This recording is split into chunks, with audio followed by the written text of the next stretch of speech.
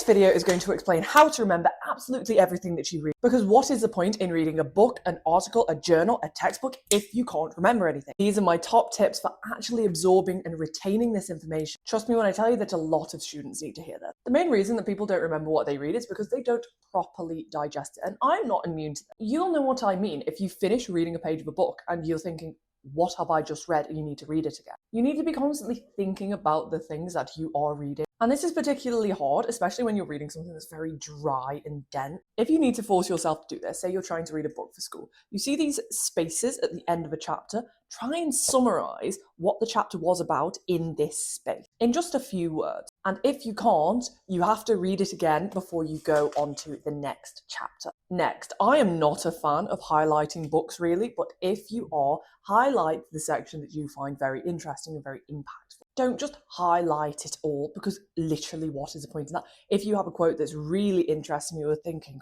wow, that definitely has an alternative meaning. Highlight it, use a little sticky note and write your thoughts about it. Particularly when you're reading something for school, you may come across words you don't know the meaning to, very complex language, some technical jargon. As soon as you come across something like that, you need to look it up. Otherwise, you may not thoroughly understand what is happening, and that will make you disengaged. Another great way of retaining information is by explaining to somebody else what you have just read. Or if nobody will listen to you, just briefly explain the plot, the key ideas and concepts of that chapter or of what you have just read. Making sure that you are constantly engaged with the text and asking yourself questions. And particularly with fiction, trying to read between the lines, with non-fiction, trying to make links to other things. If you found this video helpful, be sure to follow for more daily study tips.